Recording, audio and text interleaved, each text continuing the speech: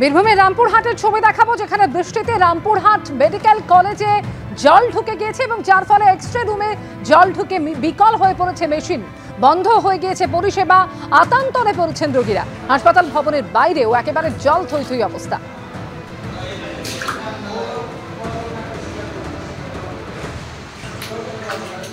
ভাস্কর মুখোপাধ্যায় প্রতিনিধি রয়েছেন। ভাস্কর, একেবারে এক্সরে রুমে জল ঢুকে গিয়েছে এবং মেশিন বিকল হয়ে পড়েছে।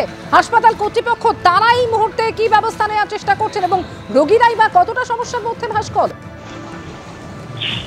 এখন নিকাশি ব্যবস্থা নিয়ে দীর্ঘদিন ধরেই একটা সমস্যা চলছে এবং এ নিয়ে রোগীর এবং রোগীর আত্মীয় পরিজনদের অভিযোগ ছিল যে সামান্য বৃষ্টি হলেই রামপুরহাট মেডিকেল কলেজ ও হাসপাতাল চত্বর সেখানে জল ঢুকে যায় এবং এর আগেও একাধিকবার জল ঢুকেছে। আজকেও যে ঘটনা ঘটেছে যে গত বৃহস্পতিবার থেকে যে জল উঠছে তার জন্য গতকাল রাতে যে এক্সরে মেশিন রয়েছে একদম গ্রাউন্ড ফ্লোরে সেখানে জল ঢুকে যায় এবং এর ফলে এক্সরে বন্ধ রয়েছে, সঙ্গে স্ক্যানও বন্ধ রয়েছে এবং রোগীদের বক্তব্য হচ্ছে যে তারা আসছেন এক্সরে করাতে পারছেন না, তারা বাধ্য হয়ে যেখানে হাসপাতালে 200 টাকা দিয়ে করানো যায় সেখানে প্রায় 500 টাকা নিচ্ছে বাইরে থেকে, সেখানে করাতে বাধ্য হচ্ছেন তারা।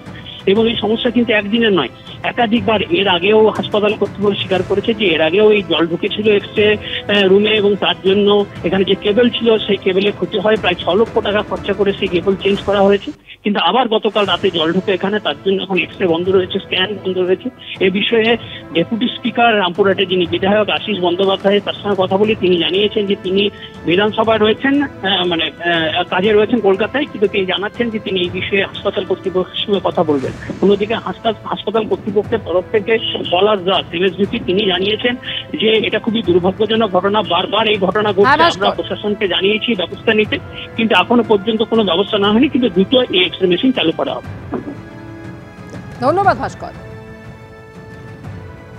আপনাদের নিয়ে যাব বোলপুরের কঙ্কালী তলায়, যেখানে কিন্তু সেই একই অবস্থা, দেখুন জলমগ্ন এবং সেখানেও কিন্তু পুজো পাঠ কার্যত শিখে উঠেছে মানুষজন। তারা রীতিমতো হাঁটু অবধি জল রয়েছে, তাতেও তারা মন্দিরের ভেতরে কিছুটা ঢোকার চেষ্টা করছেন।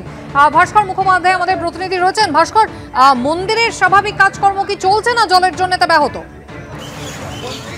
দেখো, এই মন্দিরের পাশেই রয়েছে কোপাই নদী। কোপাই নদীর জল বাড়ার সঙ্গে সঙ্গে মন্দিরে গতকাল সকাল থেকে জল ঢুকতে শুরু করে। প্রথমে মন্দির চত্বর পুরোটাই জলে তলায় চলে গেছিল এবং গতকাল সন্ধ্যের দিকে গর্ভগৃহে জল ঢুকতে শুরু করে। তখন কিন্তু মন্দিরে যেসব মায়ের যে ছবি রয়েছে সেগুলো সব সরানো হয়, যেসব জিনিসপত্র ছিল সেগুলো সব সরিয়ে নিয়ে যাওয়া হয় এবং আজ সকালে গর্ভগৃহ থেকে জল নামলেও মন্দির চত্বরে কিন্তু প্রায় 1 হাঁটুর উপরে জল রয়েছে। তাই এখানে যারা পুণ্যার্থী রয়েছেন তাদেরকে মন্দিরে কোনো রকম পুজো দিতে দেওয়া হচ্ছে না, যাতে জল পেরিয়ে তাদেরকে যেতে হবে সেই জন্য পুজো বন্ধ রাখা হয়েছে। কিন্তু মন্দিরে যেটা প্রতিদিনের পুজো সেই পুজো কিন্তু হচ্ছে, যেহেতু গর্ভগৃহ থেকে জল নেমে গেছে। এবং এখানে যে মন্দিরে যে নিকাশি ব্যবস্থা, যে নিকাশি ব্যবস্থাটা পুরোটাই কোপায়ের সঙ্গে যুক্ত। তাই কোপায়ে যখন জল বাড়ে তখন এই মন্দিরের ভেতরে জল ঢোকে এবং এই মন্দির চত্বর এখনো পর্যন্ত জলের তলাই বলা যায়। এবং তার সঙ্গে যে কুণ্ড রয়েছে, পাশে যে কুণ্ড, সেই কুণ্ড একদম পুরো ভর্তি হয়ে গেছে এবং পুলিশ মোতায়েন করা হয়েছে কঙ্কালীতলা পঞ্চায়েতের তরফ থেকে, যাতে এই এলাকায় কোনো মানুষ না যায়, যাতে কোনো দুর্ঘটনা না ঘটে। এবং পঞ্চায়েতের তরফ থেকে জানানো হয়েছে যতক্ষণ পর্যন্ত মন্দির চত্বরে জল না নামবে, যতক্ষণ পর্যন্ত পরিস্থিতি স্বাভাবিক না হবে, ততক্ষণ পর্যন্ত পুজো দেওয়া বন্ধ থাকবে। ভাস্কর, ধন্যবাদ। পাশাপাশি দুটি মন্দিরের ছবি একবার আপনাদের দেখিয়ে দিই। একদিকে কঙ্কালীতলা বীরভূম আর অন্যদিকে পূর্ব বর্ধমানের কালনায় লালাজি মন্দির। দুটো ক্ষেত্রেই কিন্তু মন্দিরের একটা বড় অংশ ইতিমধ্যেই জলমগ্ন হয়ে রয়েছে।